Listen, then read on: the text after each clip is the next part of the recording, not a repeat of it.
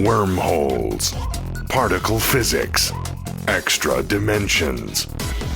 Are the wonders of so-called reality really what they appear to be? Or do we exist in an elaborate hologram? Is our universe the result of random activity or the result of intelligent design? If a creator was involved, can we discover him through our perception of divine order? This is Into the Multiverse with Josh Peck. What do the Torah codes have to tell us for today? In studio with me, my lovely, beautiful, still pregnant wife, yes, Christina Peck. And even though we're recording this and it's going to air as soon as possible, you might not be pregnant anymore by the time that this airs. By Thursday, who knows? It's any day now. And we are joined in studio. It's our great honor to welcome Richard Shaw Into the Multiverse. Richard, how are you doing? I'm good. How are you? Oh, doing great. Thanks for having me on again. Yeah, it's our pleasure. It's so good to talk to you. Last time we talked was on the Sharpening Report and had a thrilling 3-hour conversation. It was crazy. Yeah, it was. No one's going to listen to this, but I guess people did. Yeah, they loved it. A lot of positive feedback. But it's because it's interesting, timely stuff, and it's for Christians today. This might be people's first time watching this show. So for those out there who might not know, where can they find us online? First off, welcome if it's your first time. And you can find us at youtube.com/Into the Multiverse, or go to skywatchtv.com. You can scroll down. You'll find a picture of Josh and I with the words Into the Multiverse. You can click on that and it will bring you here. Or you can check us out on Roku every Thursday. Good deal. Yeah, make sure you check Skywatch TV. That's the channel under Roku, and you'll find Into the Multiverse there. You'll find Sci Friday, Skywatch Women One-on-One, the main program, daily updates, lots of interesting content. All good stuff. All good stuff. Well, I want to jump right into this. I'm gonna hold up the. Hopefully, there's not going to be too big of a glare.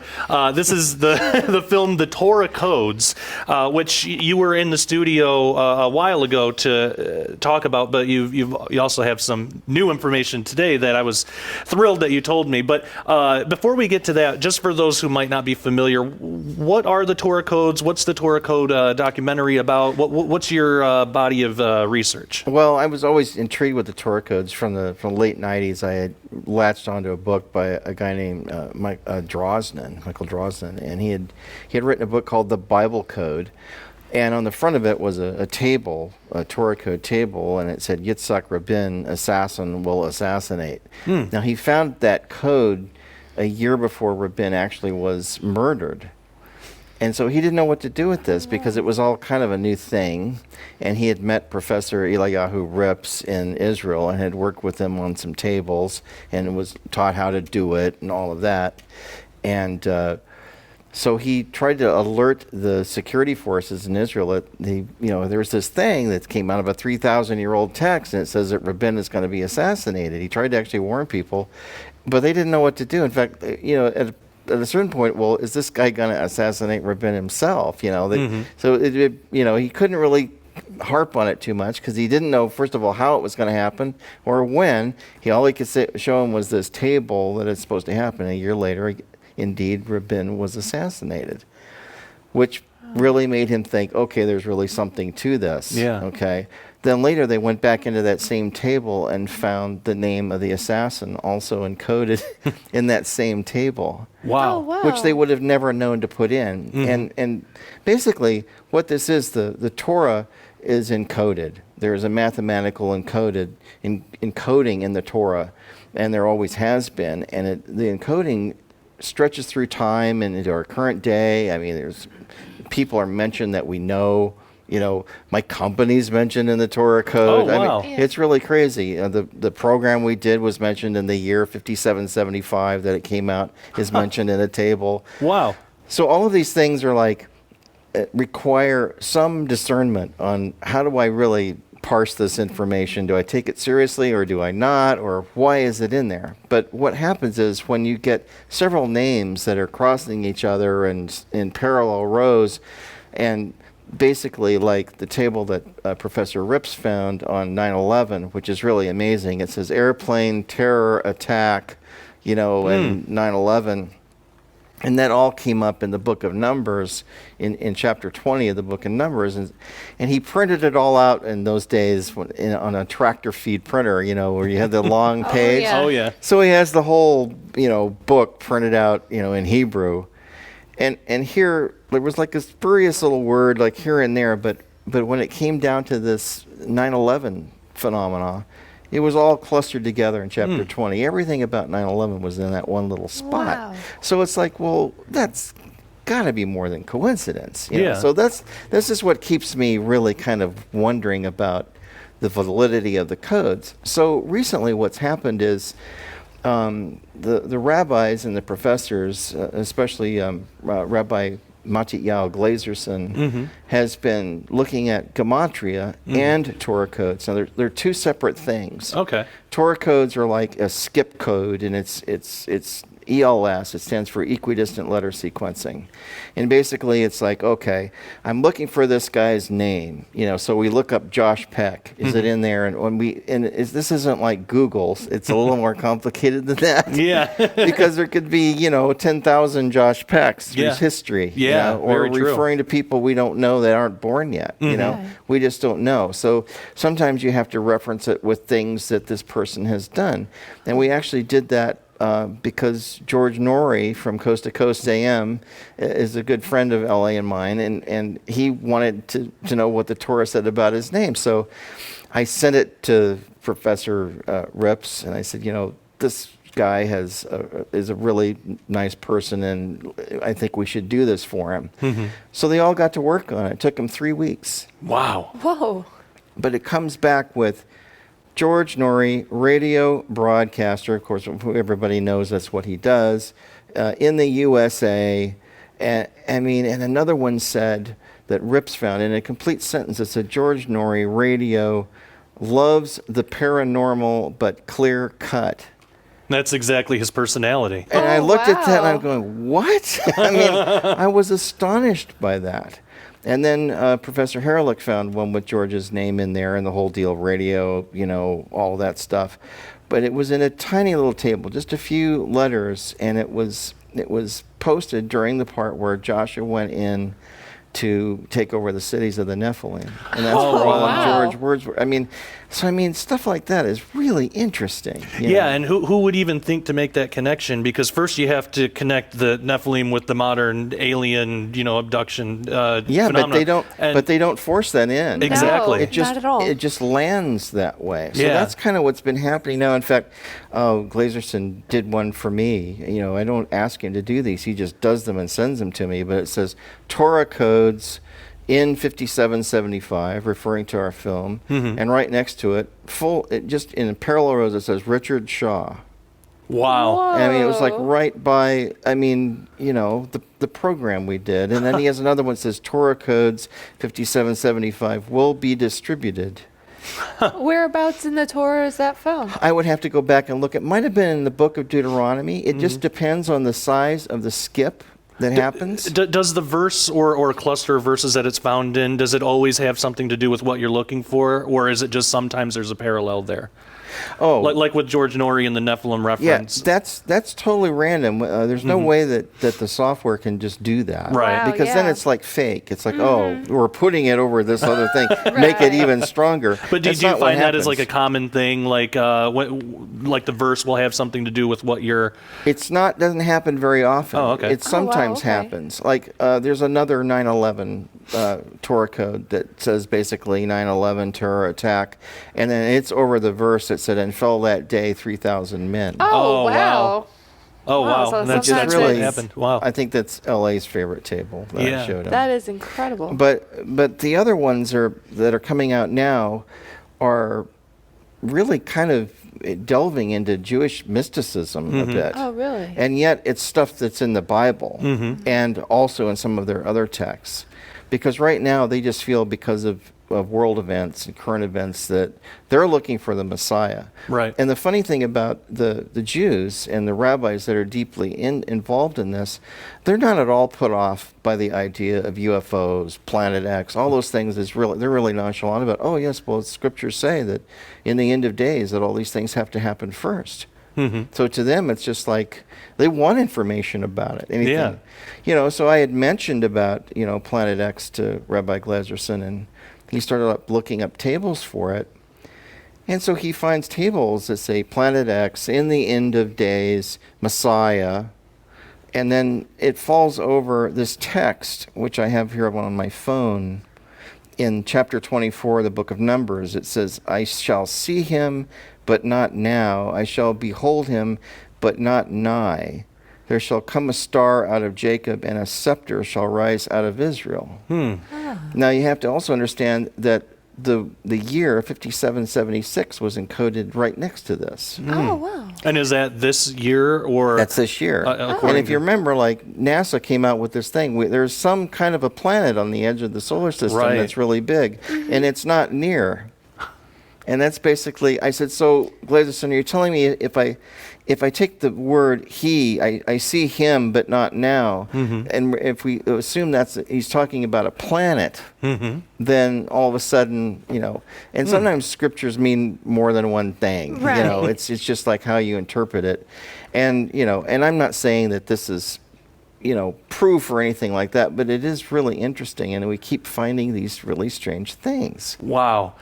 Well, should we be using the Torah codes to try to predict the future? All this and more when we come back.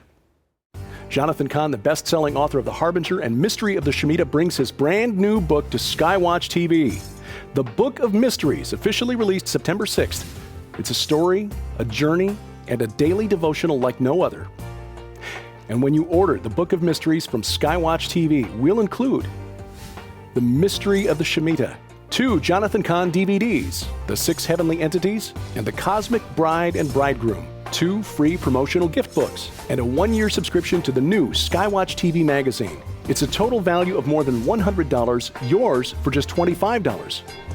Or you can order a 10-pack, 10 copies of all the books and DVDs, gifts for your friends, total value of more than $1,000, yours for just $199. This offer is only available from Skywatch TV. Order the Jonathan Cahn Book of Mysteries bundle today by calling toll-free 844-750-4985. That's 844-750-4985. Or log on to skywatchtvstore.com. Welcome back to Into the Multiverse. I definitely want to jump right back into this. Before the break, you had mentioned a table about a possible Planet X or Nibiru at some point this year. Right. How do we as Christians interpret that? Like, what should we do with that information? Should we expect that, or could it just be that it's in there because people are talking about it? Well, I mean, if you don't know anything about what Planet X is or Nibiru, I mean, it's been talked about for decades. I mean, originally, there was a book that came out in 1950, Worlds in Collision, by Immanuel Velikovsky, that basically where he took references in historical texts all over the world and said something massive happened, and it probably was a planet or a comet. He even postulated that the planet Venus was what did it, and it came really close to the Earth, and then Venus ended up in another orbit, and it still has an 800-degree Fahrenheit temperature on its surface, which is kind of unexplainable why that is. But whether that's the case or not, we have no way of proving that. We don't really understand that. A lot of people think that Planet X swings by the Earth approximately every 3,600 years. Other people believe that, you know, it caused the flood of Noah. I know Rabbi Glazerson, because of his studies in the Midrash and in the Talmud and Kabbalah and, you know, the Torah, he believes that a planet came close during those days and affected the Earth, skewed its axis, and said, in fact, our calendars may be way off because of this. They couldn't really keep track of what year it was for a while. Wow. And that's kind of interesting. And they all expect it to come back. Now, there's another researcher. There's many more researchers. There's Gil Broussard. There's Doug Elwell. There's Bob Fletcher and Marshall Masters, who are all working on this whole Planet X scenario thing. They all believe that it's on its way back here, and saying that's why we're having so many volcanic eruptions and earthquakes in strange places, and that there's something causing all of that, something that's a perturbation of the Earth, per se. But then what the rabbis believe is that this planet or this star, or whatever it is the sign of the coming of the Messiah, which is interesting because in Doug Elwell's book, he's using the passage in Matthew 24, which I actually sent to Rabbi Glazerson. I said, here's the Christian perspective on the same thing we're talking about here, but I just thought this was interesting. I just would like you to see this. Oh, wow. Because it says that, after the tribulation of those days, then the sun shall be darkened and the moon will be turned to blood, the stars will fall from heaven, and then shall the sign of the coming of the Son of Man appear in the heavens, and all the earth shall mourn. Mm-hmm. Now it's like, well, why would that be? Right. What would they be mourning about? How did he react to that? Because he's not, at least right now, he's not a Christian, right? Well, he's into Judaic, studies. So, but never have I been with a rabbi with such vigor on trying to understand the scriptures. Yeah. So, Lazerson is a guy I love very much, and so we have differences of opinions and things, but that's okay because we actually are kind of learning from each other. That's awesome. And I think that's really neat, you know. And I'm not any expert in Hebrew or ancient Hebrew. I'm a filmmaker, but what he says really intrigues me, and because it's a different point of view than I get, going to any Christian church. No one's studying this stuff like this. This is really deep study. Yeah. So I think that he has some really interesting points there, and they seem to interlock. I mean, they're way closer to what Christians believe than they understand that they are. And of course, a lot of them, the ones that are real Orthodox rabbis would be appalled at the thought that that's possible. But I think we're coming to a point where things are becoming clearer. Wow, that's amazing. Now, going back to more about Planet X and the Torah codes and things like that, I was wondering if you put more, it seems that the more information you put in about something, the more information you get back. More keywords, I should say. What other... How does that work? Yeah, how does that work? Yeah. Well, mostly they all refer to it as being a priori, chosen in advance. These words we're going to select a bunch of words and see if they all end up in a table. A table is like a selection of words that the computer puts up on the screen. And it's a complicated process for the software to do, and we end up seeing what looks like a crossword puzzle, sort of. Okay. But basically, you say, I want to look to see if Planet X and this year come together, and the word Messiah comes in there, and maybe something else, you know. And what's interesting about Rabbi Glazerson is that he really understands the ancient wording of the Torah and how people said things and phrased stuff. And someone just looking for Torah codes may not know that. Right. You know, the ancient Hebrew for something and how they would express it, you know. So he does that, and sure enough, he ends up with table after table with Messiah, you know, Nibiru, end of days, various years. And right now we're looking at the years 5776 and 5777 because the Torah uses the Hebrew calendar.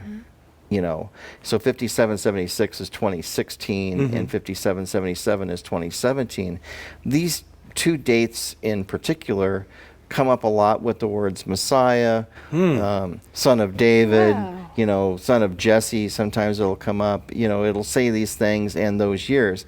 Now, in my conversation when I was here last time with Tom Horn, I know he had just written the book Zenith 2016. Right. Which, and we're both kind of scratching our heads going, why has the number 2016 come up so many times? And neither one of us know why, but it is, you know, and there's not much time left in this year in the Hebrew calendar. 2016 ends next month in the month of September. Right. So then it flips to 2017, really. Okay, which is like according to their understanding of numerology, the 777 is the number of completion. Yes. Yeah. Oh, yeah. wow. I mean, we even see that all over in the Book of Revelation and everything. Right. And also 5 would be grace. 5 is grace. So that's interesting too. Well, for next year, what types of things do the Torah codes produce for what we would recognize as 2017? Well, he's looked up stuff on Donald Trump, and he's looked up stuff on. Really? Yeah, I mean, there was, you know, an assassination, you know, fear about Trump and all Right. that, and he's looked up stuff about that, and apparently Trump will be okay, or we don't know if he's going to be elected or not yet, but I'm sure we'll have new tables on those kind of things, just because I told him, I said, you should probably do some tables on Trump and on Hillary Clinton, because everybody's interested in that right now. Yeah. And just to see, because he did a table, and I don't know what we can say with that, and I'm certainly not saying, the table says this, so this is going to happen, and Sure. we never will do that. And Professor Rips and I communicated just 2 weeks ago because there was a Romanian paper that said Rips said so-and-so, there was going to be a war start in September. And so I got a hold of Glazerson right away, because sometimes Professor Rips is hard to contact. He's kind of elusive sometimes. A great guy. But Glazerson said, I can't imagine him saying that. I said, I can't either, because he doesn't ever want to use the Torah codes to make predictions. He's been very Right. clear about that. Right. So I said, can you ask him when you see him? So I got this long letter from Professor Rips, really sweet, as always, saying that no, he doesn't. It wasn't him. He didn't make those predictions, and won't make predictions using the Torah code tables. And not because he doesn't think that they could, but because we can't interpret the data yet. It may Right. just be that people are talking about all this stuff happening, so it ends up in the Torah code tables. Right, and you've come Right, across right, things yeah. like that before, Oh, right? many times. Yeah. But yet other times we've seen stuff actually happen, and a great example of that was the election of Bibi Netanyahu. Oh, right. That's right. I mean, That's right, that I actually, remember Glazerson did this table about, 3 weeks or so before the election last year. And it said Bibi, which is short for Benjamin, Netanyahu will be elected, on March 17th, I think it was. It said that. And, Wow. and everything about his election, all the technical details were in this table. So he sent that to me like weeks before the election. So then I'm hearing the mainstream media saying, well, the race is really close. We don't know if Netanyahu is going to win this time. And I'm looking at this table and going, I don't think so. Yeah. And he won by a landslide. Wow. My goodness. What do the absolute most recent, like right up to today, what are the most recent Torah codes that have been done say or show? Well, it's interesting because it's like I was saying, and I didn't really get to explain earlier because we were going off in so many areas, and this is, we could talk for hours like we did the last time. But Gematria is also discovering things, and Gematria is basically where every Hebrew character has a number, and you add them up. You look at a scripture, and it says, "Come back to me, and I will come back to you." Which is it's in Isaiah. I'm trying to remember where it came from, but Glazerson, you add up all those letters, and it said 776, and then the return of the Messiah 776. I mean, it kept. There were all of these scriptures that added up to 776. So I had asked him, and I'd put this up on our website so people could see this, because I can't explain it. I don't know why there's so many of them. And I was talking with Tom Horn about this because, it's like your book. I don't know why we're getting all of this 2016 data. So I don't know what that means. Does it mean that there was this announcement made that there was a planet on the edge of our solar system this year, which indeed did happen? Or does it mean that we're going to start seeing something possibly? Of course, then if you go into the other aspect of it, the non-Jewish aspect, and look at the Christian line of what is supposed to happen, there's supposed to be this Antichrist character appear somehow before this really massive thing does happen. And so that they don't really quite understand about the abomination that causes desolation, even though it's in the Old Testament in Daniel chapter 8, as well as in the New Testament for the Christian communities. That's something that they don't really touch upon that much because they're mostly interested in the Torah. The Torah is they concentrate on that over everything else. Wow. Fascinating, though. Yeah, it really is. Well, with about a minute left, how should we as Christians, because there are some Christians who are nervous about the Torah codes, you know. Sure. And I can understand that. Comparing it to witchcraft or something. Right. How should we look at the Torah codes? What are they for, and what would be the wrong way to use them? I think the wrong way is to try to make them say something that isn't true, or to use them as a predictive tool. Yeah. I think what Rips's thing was that when he first got a hold of the Torah, when he moved to Jerusalem after living in Czechoslovakia and being in prison in Russia for a while, he thought that the Torah was a book of miracles. And being a scientist, he was hoping it was true. But he had to prove somehow that this could be proven mathematically, since he's a math expert. And so he met this other rabbi by the name of Rabbi Yaniv, who had showed him the book that had been written by Rabbi Weissmandel back in the 50s, that had found this skip code that existed in the Torah. And so Professor Rips started with a couple friends of his to write software to search this on a computer. And back then, the computers were really, not very powerful, so they had to do that. And when they kept getting repeatable results, he realized that this is a mathematical thing. It just exists in the Torah. It's not like they're making something up. This is just there. So, I think it's for us in our generation, since we have these tools, we're supposed to dig it out and investigate it. Amen. I completely agree. Well, we are all out of time. Again, check us out at skywatchtv.com. Also subscribe to our YouTube channel, and make sure you check out The Torah Codes by Richard Shaw. It's a fantastic documentary. And until next time, take care and God bless. Finally, a book that helps you make sense of the hard-to-understand parts of the Bible. Skywatch TV is proud to offer The Unseen Realm by ancient language and Bible scholar Dr. Michael S. Heiser. He takes you into the world of the men who wrote the Bible under the inspiration of the Holy Spirit, and by understanding their worldview, you will better understand some of the weird parts of the Bible. Like, why was it so important to mention giants in the Old Testament? And why did Peter and Jude reference the angels who created them in the New Testament? The supernatural war between God and the fallen angels is real. The Unseen Realm helps you understand the way the apostles and prophets saw that war. And when you order The Unseen Realm from Skywatch TV, we will add these two books free: The Supernatural Worldview by Chris Putnam and G.H. Pember's classic Earth's Earliest Ages. Order The Unseen Realm now by calling the number on your screen or log on to skywatchtvstore.com.